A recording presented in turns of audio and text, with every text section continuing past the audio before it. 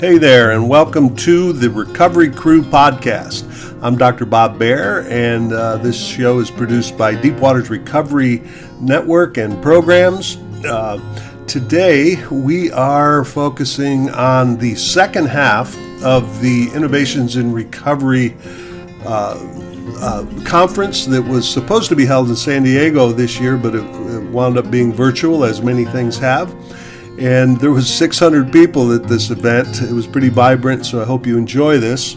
Please like us and share and subscribe to this podcast on any of the social media platforms as well as all of the podcast platforms. If you want the video version of this, you can go, and there's kind of a PowerPoint that goes along with it.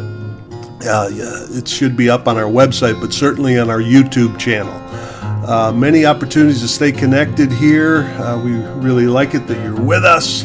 Stay with us. We're building a community of folks who are focused on this healing and recovery and launching it to lives of meaning together.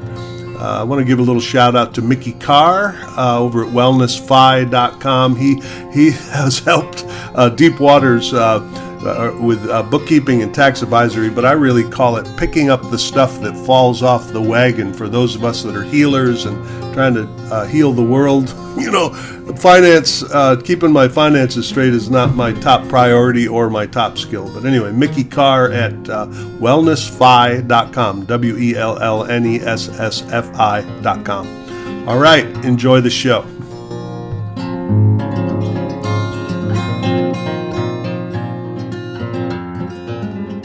All right, so that's that. I'm going to move on to dun dun dun. All right, I don't have a sound effects guide, so I have to do it myself. Trauma resolution is relapse prevention. It's not just part of relapse prevention. And I'm going to make a little bit of pitch. I work with substance abuse counselors, and I've also been recently working with a lot of Christian counselors and trying to think of the group. There's folks that are doing healing work in churches, the Stevens Ministry folks. So both of these outfits, both of these groups of folks are told in their training that they can't deal with mental health issues. This is an ongoing scope of practice topic, and I'm saying especially here to the folks that are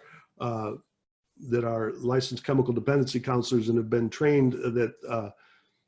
Not to do anything that goes into the scope of practice of mental health. I'm saying trauma is part of relapse prevention. And if it is step number one, do your own relapse, do your own trauma work. And step two, hold loving, kind, informed space for your clients to do trauma resolution work. So I'm putting that out there.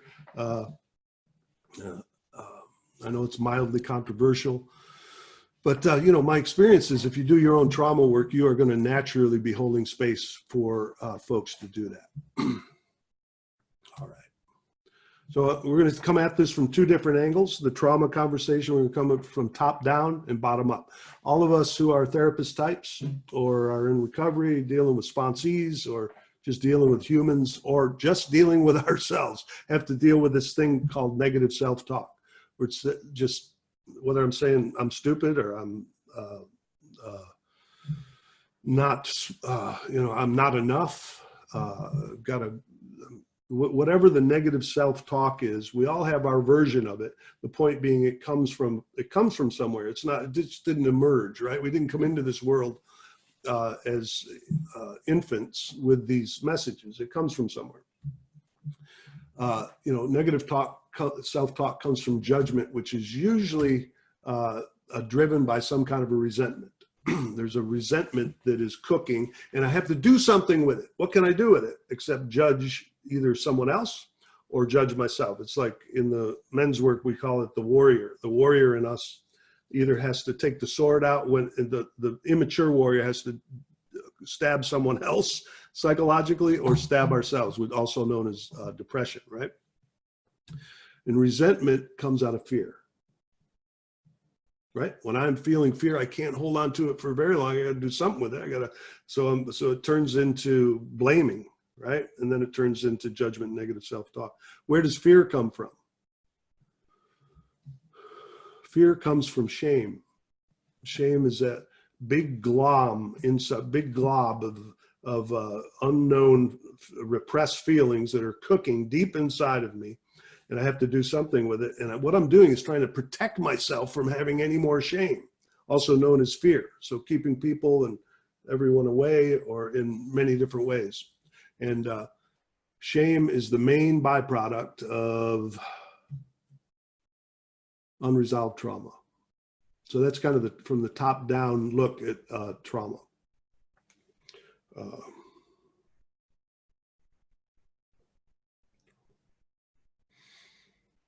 right, so I'm going to put that out there. We're going to do a little process here together. I wonder if anybody would like to just put a word or two out there. What do we really mean when we say trauma? Are we using the Q&A? Yeah. We also have a few questions, Bob, if you want to. All right, I'll take a pause and answer a couple of questions. What can you say about dual diagnosis patients and clients? There's a couple of different definitions of dual diagnosis. All people with addiction have have trauma, in my experience. So therefore, they're dual diagnosis. And then if we're talking about another population of folks that have psychotic disorders in addition with addiction, the program kind of lays it out as anybody can recover if they have the ability to be honest. I know there's some folks that have we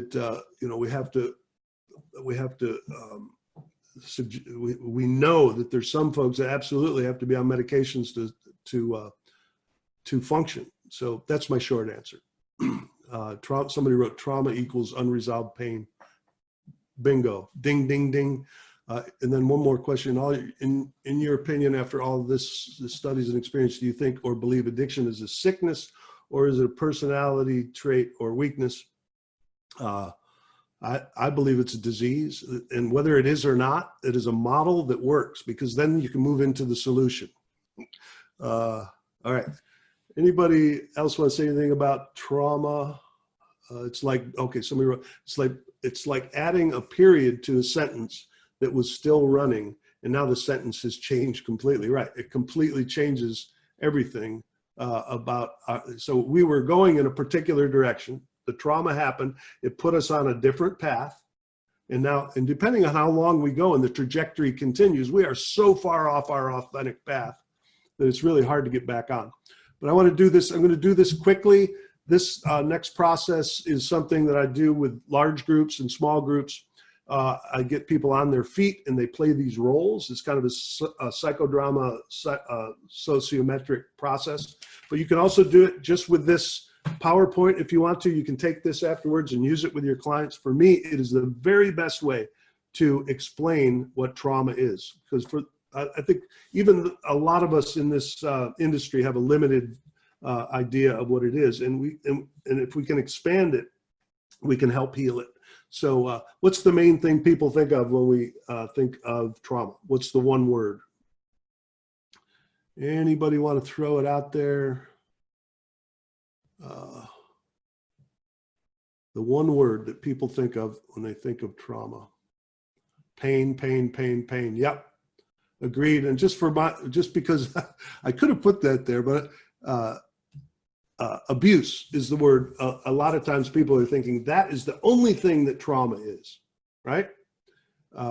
So, and abuse is a major part of this, and physical, sexual, emotional. It can also be psychological, verbal, religious. There's lots of different. The distinction about abuse. And if I was in a group and we had more time, I'd let you guys do this. But I know what you would say is that it's violent. There's some kind of a violent or an intrusion. The other thing that we think of when we think of trauma is critical incidents. Usually abuse is what I think of it from 0 to 10 years old. That's when we're most like a sponge. Everything goes in and stays. Later in life, we can have abuse, of course, but also just for our purposes, let's talk about it as critical incidents. And what are some critical incidents? War is one. Yeah. car accidents, divorce,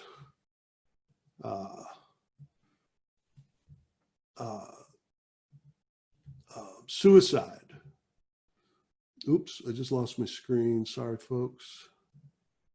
So this is what PTSD essentially. That's the diagnosis that we're talking about here, and we'll talk about EMDR as an intervention for that in a moment. But I already got ahead of myself here. So abuse and critical incidents are the two things in popular culture. That's what we think of. And the only thing that people have, the only advantage you have or your clients have if they have abuse and critical incidents is that they can see their abuse, right? They can see their trauma. It's pretty obvious. For some of these other ones, it's a little more subtle. And we do this other thing where we ask the crowd, who here is from a good family? And I'm asking all of you that, and you can all raise your hands or not if you want. We all are from, there is some love in there somewhere, right? And some of us were from great families, all that. I was from the best family. All of my friends came over to my house and said, the Bears, oh man, let's go over there. The best family of all. They were loving and kind and caring and extremely codependent. And it took me 35 years to see that there was way more dysfunction in there than I could possibly see. My ex-wife just kind of shook her head and said, Bob, your mom cannot have a key to our house to come in and go. And I was very offended by that. Anyway, that's just one of the many stories. So it was a little harder for me to see because I did not have abuse and critical incidents. That's a long way to say that. Another form of trauma is abandonment. And if we're from an alcoholic or dysfunctional family, we were abandoned, either emotionally or physically. In the groups that we do, I ask the guys, any of you guys fathers, any of you women mothers, and how available were you to your kids when you were using or when you were acting out? And they all say, not very. It's an abandonment. Now that wasn't necessarily intentional. Some of trauma is not intentional. It's we have to look at it, even though it does. The other point that I want to make is that trauma does not cause addiction. That is a really bad road to get on because you're not going to fix your addiction by working on your trauma. You have to work on the spiritual stuff. But the point is, you do have to look at it though, because it's relapse prevention. So abandonment is another one. Very closely related is neglect, food, shelter. When a little kid from 0 to 10 doesn't say, okay, I'm a little hungry, I'm going to go get a hamburger. It's a kid says, I might die here, right? And if we move if there was dysfunction, there was a lot moving to 20 different houses. That was probably not, there's probably a neglect experience, but I don't mean neglect in a blaming kind of a way. It's just for a kid, those kind of things rattle the cage and create trauma. And we could, if we had more time, we'd spend more time on this, but I'm getting through it fairly quickly here. Although it may not seem like it. And here's the big one, enmeshment. This is the most underreported, acknowledged enmeshment. What are some forms of enmeshment? I'd like some help with this. I'm going to tell my little piece, which is my mom marched into the school many times to bail me out of trouble. I never had any consequences, but she wasn't really doing it for me. She was doing it because she was uncomfortable. And in the addiction world, this happens a lot. We all take on different roles to try to protect each other or blame each other. And for little kids that are having to grow up and take care of a parent who's acting out, it's an issue. Let's see, how did I get this in such a big screen? Okay. Yeah, any other examples of enmeshment, family enmeshment? Anybody wants to throw out there?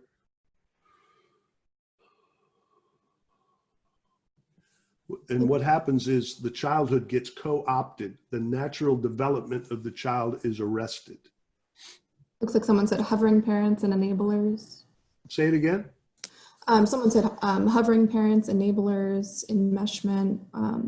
One cannot differentiate where one begins and another ends, not being able to form identity separate from family of origin.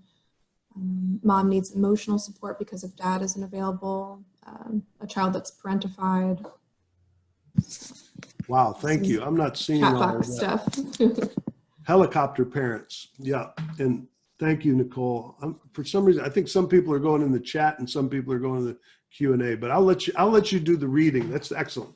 All right. So what is, so here's the roots of the tree, of the trauma tree. And the main byproduct of these roots is shame. We walk around the world, little kids do not say, gee, dad and mom could really use a therapist. No, they say, it's my fault, right? Little kids think, and it's what it's supposed to be. It's their world. The whole world is them. Any of this stuff that happens goes in the body, gets lodged there, and we think that we've created all of this. And then it creates a lot of negative self-talk and gets us on the path that in a lot of times, some of the medicating that we started doing may be as trying to medicate this shame. And so what is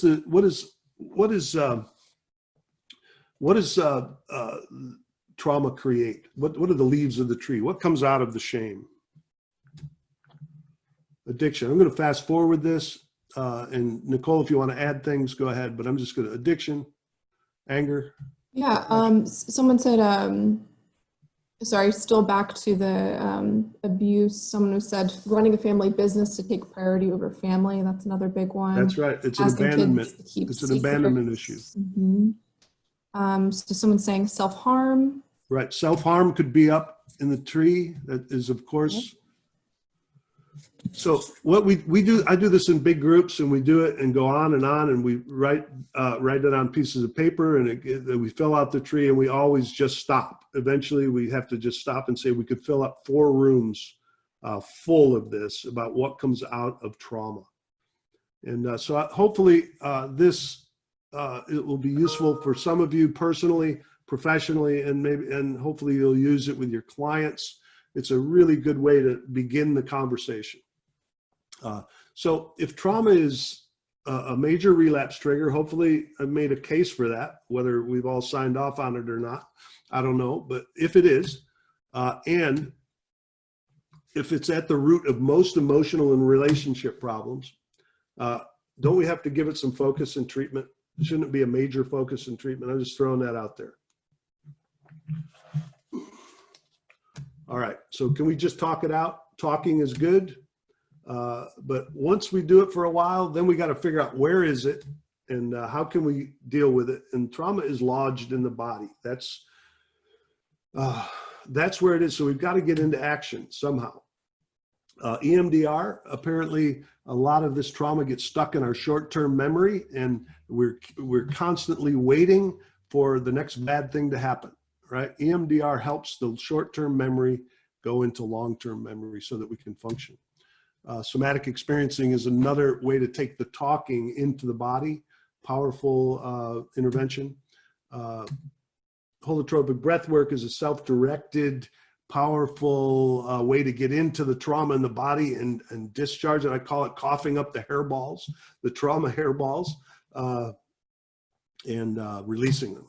Bioenergetics, Alexander Lowen was a student of Wilhelm Reich's, and it's a vast process. We use it at little pieces of it at the Braveheart experience.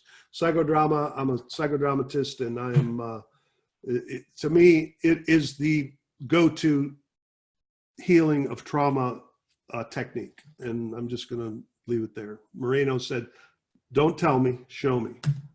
And carpal work and shadow work are amalgamations of all of these different processes. We use a combination of them at the Braveheart experience and the Deep Waters intensives. But the Enneagram is a doorway for folks to have fun looking at themselves. It breaks down denial, and the Enneagram is really points to the mask that we've created from our trauma.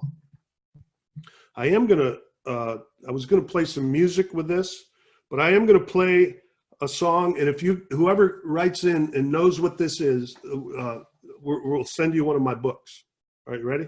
Here we go.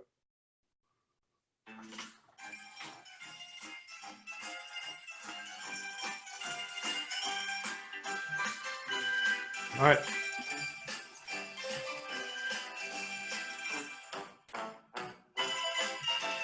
Are you watching, Nicole?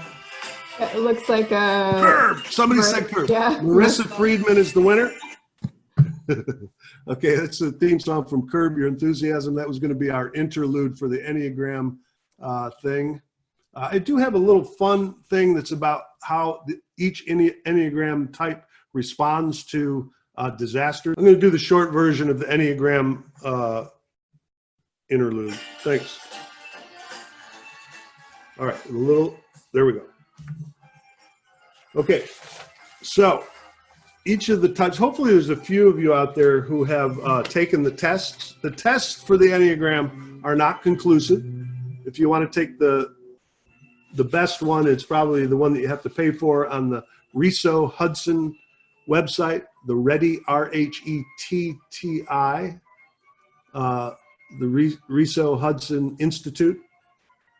Maybe you can search that, Nicole, and put that out there. But here's another way. In a disaster, if you are an Enneagram 1, the reformer or the achiever, you probably made a bunch of lists, but haven't gotten to it because you had to get the list perfect, right? List about what to buy or what to purchase in a disaster. If you have been extremely worried about everyone else to your own detriment, to your own not taking care of yourself, you're probably a number 2, the helper. A lot of us therapist types have some 2. If you want to make sure that everyone knows that now 3, I call them the achievers. Here on here they call it the performer. But if you're very interested in wanting to appear prepared, you want to make sure see, Enneagram 3s are really interested in the external. But you want to be respected for the fact that you're not worried. So all I'm doing is asking you to kind of see, do you have any of this? It's like a doorway to it's just a little added way to see the types. Or if you know somebody like this. Number 4s are the artists and the gothic, dark, meaningful, different than everyone else folks, the individualists. And they have interest. They want to make sure they don't, whenever I'm doing a group, Enneagram 4s are always sitting just outside the group. They're never part of the group. And actually in this thing that I'm presented, that was sent to me, it's the 4s want to make sure that they don't catch a disease or anything else that anybody else has. They want to be different. So now Enneagram 5s are pretty easy to spot in a disaster. Those are the folks that have been sending you endless reports and studies and are absolute experts on viruses right now. Enneagram 5s are the investigators and will dig deeply, right? To their own detriment sometimes. They forget to live their life. Enneagram 6, my brother is an Enneagram 6, and he is washing every last piece of fruit down to the, nothing comes anywhere near the house. They're the loyalists. They're always, if it gets any worse, I want a guy like that around me, because he's also got, a lot of locks on the doors. He's always making sure things are, this thing says they buy 150 pounds of dried green beans while wearing a gas mask. I don't know. And say, I knew it all the time. I knew it was coming. This is Enneagram 6.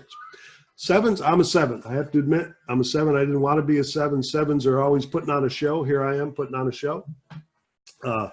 Sometimes we gain some pretty good skills from our personas that we've created out of our trauma. I had to be out, I was a little Bobby putting on a show for the dysfunctional family as a kid. I learned how to do that. But sometimes I don't get what I want, because underneath there are a lot of emotions that are not being expressed because of that. Now 7s, I have to admit this, when this thing started, I thought about getting a cheap cruise, and I'm letting you know that I'm not thinking about that anymore. It's not on my plate, but I do have to admit that it came to my mind. All right. Enneagram 8s do not want to be told what to do. They're running the world. They don't want to be told what to do by anybody, including the CDC. So I'll just leave that there. And number 9, Enneagram 9s are the nice peacemakers, but they always got a little resentment working underneath the surface. And they can't figure out what to do most of the time. They don't know whether to be worried about all this or not. So, and they take a nap a lot. That's an intro. That's sort of the Enneagram interlude. I use this with clients a lot because it's somewhat of a playful way to look at deeper issues. I don't know if I presented it in a way that shows that here or not, but all right, that was the Enneagram interlude, and we do have a winner. The person that identified the Curb Your Enthusiasm theme song, Larry David for president. All right.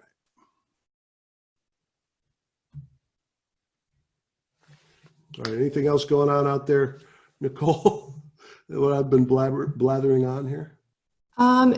Someone wanted definitions for each of the Enneagrams. I will type that in here, but we'll also share some links when we send out the follow-up email in 24 hours. The Enneagram Institute website, they have descriptions for all the types. It's really the best resource. That link in there now.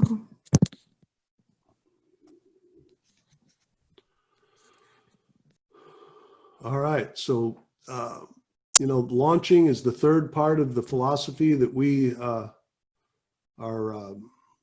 that underpins all of the work that we do at Deep Waters. So now we've got a client or ourselves. We've got some recovery. We're going to meetings or of whatever type that work for us to get that spiritual thing rolling, to get beyond the I've got the solution. I've got to make a connection with people and be helping other people and getting help myself. So let's say we've got that rolling. And now we've found a place to really do some of the trauma work, right? We're getting we're offloading some of the pain that we've been dragging around that got handed to us, maybe not intentionally, but we're still carrying it. And we found we're either doing EMDR or somatic experiencing or psychodrama or breath work or I want to throw a pitch out there, for there aren't very many people doing this work in treatment. Now you guys can correct me if you want, but the Last Resort Treatment Center is focused on it, and that's why we do the Braveheart experience out there. That's one place. Another place, and give a shout out to the Bridge to Recovery in Bowling Green, Kentucky. If you want to go take a couple of weeks and do some really intense work, they're doing the deal. So throwing that out there. I've stolen a few things from them here on this podcast, so that's the least I can do, or on this webinar. So we've got some recovery, we've got some healing. What's left? Got milk, got meaning. That's the third thing. So I want to say a couple of things. One is, okay, so this study came across my screen here recently.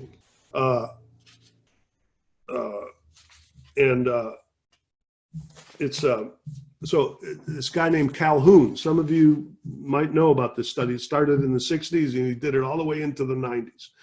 He put mice in cages and he gave them enough food, and the population grew and grew and grew, and they were thriving. And then slowly, when it got to a certain amount, there was a certain number, I don't really remember what it is, but slowly things started to happen. They started to have less sex. There was plenty of room. There was more room for people. And they started to, which, that was the most noticeable thing. There was less sex. And at the Braveheart experience afterwards, one of these guys said, "This is the most powerful experience I've ever had in my life. And I've had sex before." I thought that was pretty good. That was the best review we've ever gotten. But yeah, when you see that start to atrophy, and apparently he studied this a lot, Calhoun, and found that slowly there's only a few people having sex, and then there was only the superior ones were having sex anymore. So then there was dying off and cannibalism, and all the entire community began to die. and it was the end of the population. And actually, the study has mostly been used to point to overpopulation. But the most interesting piece in there is the mentioning that he found later in his studies is that there was a lack of meaning. Now, I don't know how much mice need meaning in their life, but every being needs purpose. There was a lack of purpose. There wasn't a place for everybody to bring a sense of purpose and meaning. Or if it's not meaning for mice, it certainly is for us. I think it's an essential part of healing from addiction and trauma. We've got, after we put that stuff in our bodies and do that counterfeit medication for long enough, we're carving out a hole in our soul. The same thing with being on a trajectory that's not our own authentic path for a long time because of our trauma. We are carving out a hole in our soul, and it's a giant one. When we remove the medication and we start to not be run by those messages of the trauma, who are we? If we don't fill it back up with something authentic, my buddy Walt Stewart says, if I'm not creating, I'll be destroying. And the last little piece I want to say before we go on here is Father Bill Wigmore. He's anybody that's in Central Texas knows this guy. He's been clinical director and executive director of many treatment centers. I overheard him with a guy one time. The guy was saying, I stopped going to meetings. I didn't call my sponsor. That's where I relapsed. And he said, bullshit, which was shocking. Father Bill saying bullshit in itself. But what came next was, what happened was you didn't find something that was meaningful for you in your life. So I think I'm making the point that we as treatment professionals probably need to put some emphasis on that. Arrest the disease, heal the trauma, and find some passion, something passionate to do in this life. So I wrote a book about this, by the way, just by coincidence. I happen to have written a book about this. It's a 10-week program of finding emotional integrity, emotional juice, and emotional and creative health. There's lots of exercises in there that I have extracted and used in treatment and used with many different groups. So I think you can get that on Amazon, or if you can't afford it, I'll send you one. Just let us know you want it. I don't think it's overpriced. I think it's like $13, $14. Let's see. So the creative fire. All right. So I want to try something with you guys, you folks, on this topic of finding our bliss. So where is it? Follow your bliss is a probably overused thing by Joseph Campbell, the mythologist. The full quote is, "Follow your bliss, and doors will open that you didn't even know were there." And so I'd like to give you guys, you folks, the opportunity here. So where is my bliss? What is my bliss? That's a question I get from a lot of folks. And one of the things is things that have kept, if you're looking for it, what things that have kept me up all night working on something. For me, it's music and theater and that kind of. I've stayed up all night. I can't believe it's 4 a.m. writing a book or writing lyrics.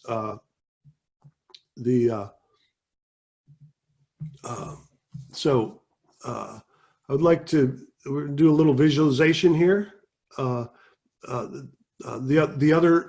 Because here's the other thing. The other way to find out what my bliss is try to get back to my emotional state before all of this stuff happened, right? Before, when we come into the world, at least in my day, I'm old enough where I think I probably got spanked when I came out. I don't think that's done anymore, right?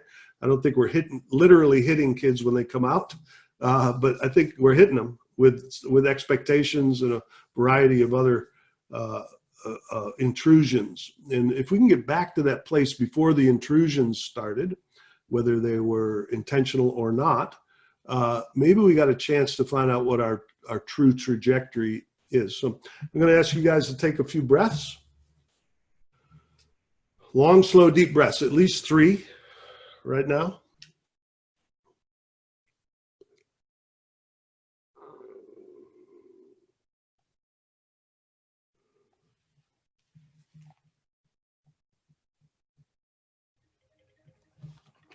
played a little music in the background. I hope it's not.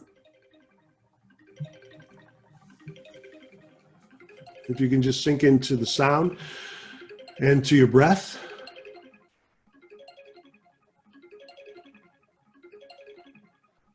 And if you can close your eyes, or you can look at the image on the screen, whatever works for you. Take a few more breaths. I want you to feel your body becoming a little lighter. A little bit lighter. You're still breathing. You can feel yourself floating upward. In your mind's eye, just imagine yourself floating upward above yourself, above your house, above the place that you're in. And you begin floating in a particular direction. Floating, floating until you see a forest below you. And you begin to descend into a clearing in the forest. You look around and there's a clearing that leads into the forest, and you walk in there and it becomes darker and darker until the earth below you falls and you're falling. It's not a scary fall, it's just a falling. Allow yourself to fall, and gently you are caught by the earth below.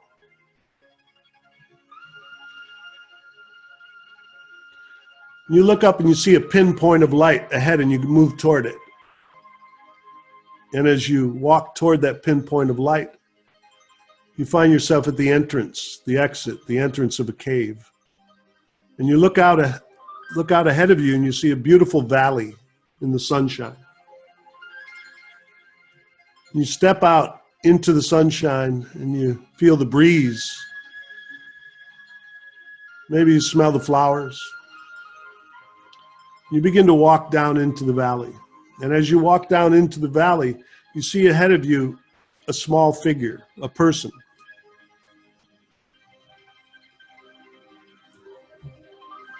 As you get closer, you see that it's a child.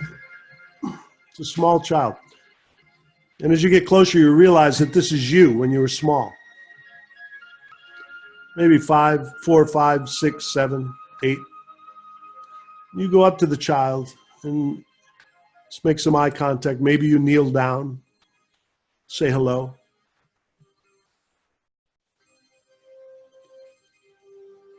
And maybe you haven't been here in a while. Maybe there's a little lack of trust at first, and maybe you say, hey, I'm here. And you ask this small person, what do you need? What is your deepest need? And you listen very carefully, and this small one says, I need love. I need your love.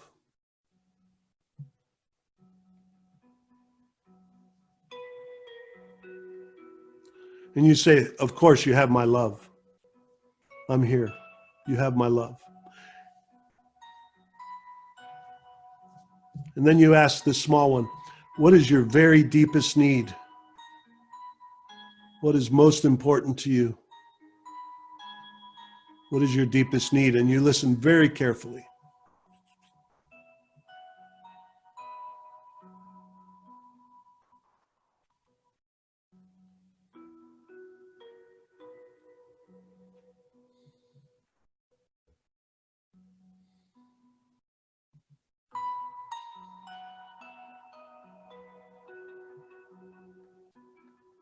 And you remember it well.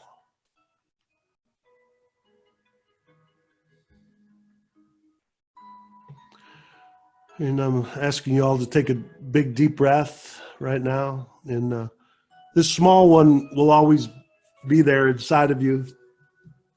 You can always come back to this place. But for now, take a breath and let go of this moment. And begin your walk back up to the cave.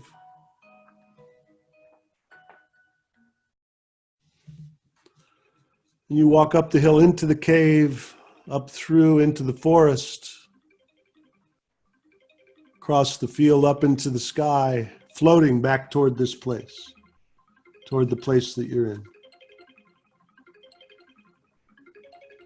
You begin floating downward and you feel the chair below you or wherever you are. You feel yourself in your body. Maybe wiggle your toes and hands and move around a little bit.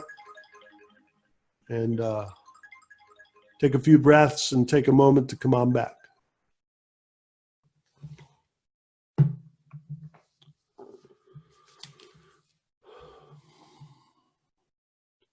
So for those of you that took that journey, thank you for indulging and breathe right now. And what I'd like to ask you to do, this is a little bit of an exploration of our bliss.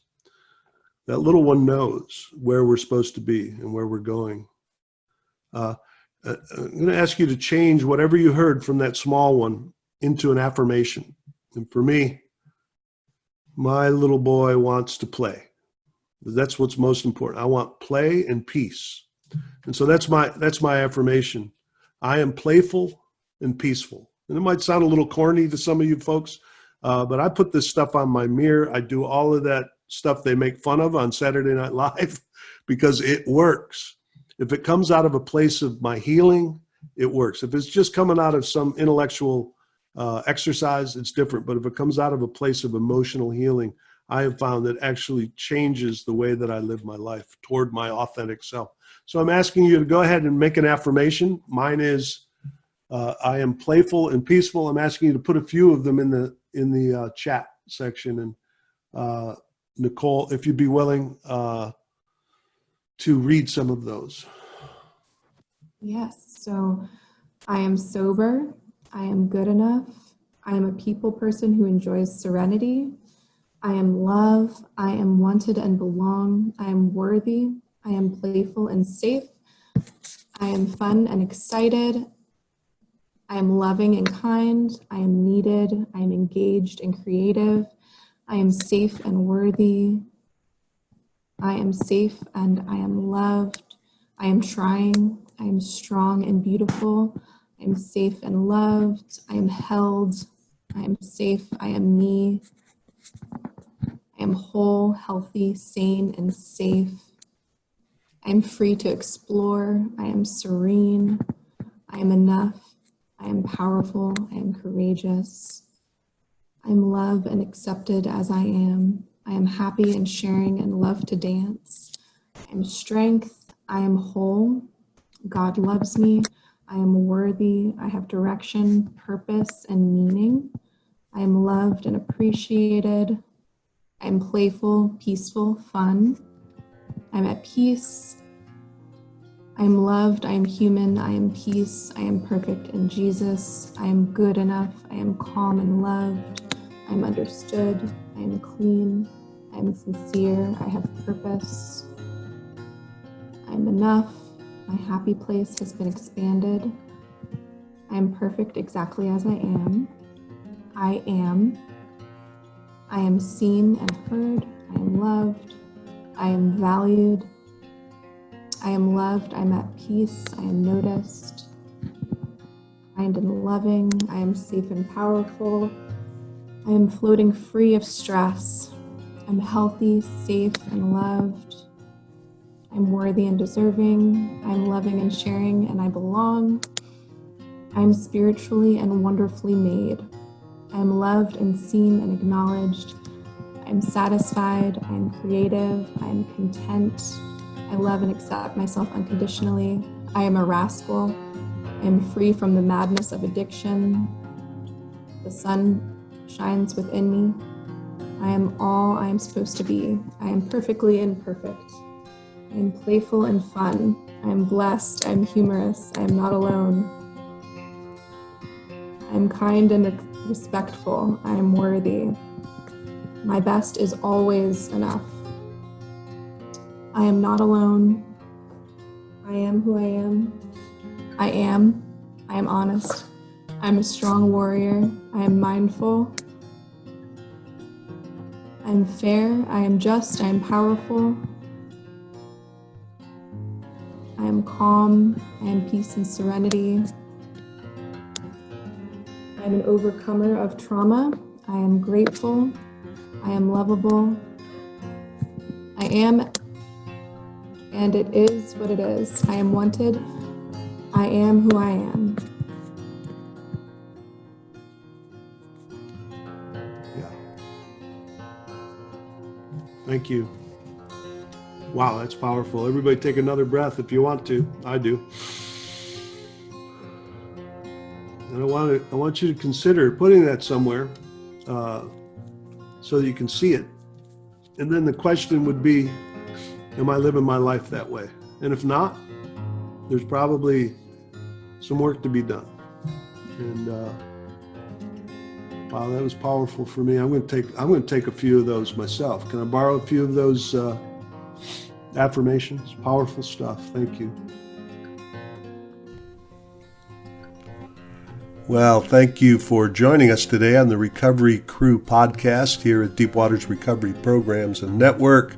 I'm Dr. Bob Beare, and it's a pleasure to connect with you all. If you have any questions or comments, please email at admin@deepwatersrecovery.com. The website is deepwatersrecovery.com, and we are on all of the social media platforms, all of the podcast platforms. The video version of this is on our YouTube channel. So stay connected with us as we grow this community of recovery and healing and launching into lives of meaning together. Next week, make sure you join us because we have Lance Risher, who is a golf pro turned recovery guru, if that's a thing. But we are going to have a lively discussion about step 6 and how we can let go of maybe drop the rock, as some of us like to say. All right, so glad you're here with us, and you're in the deep waters now.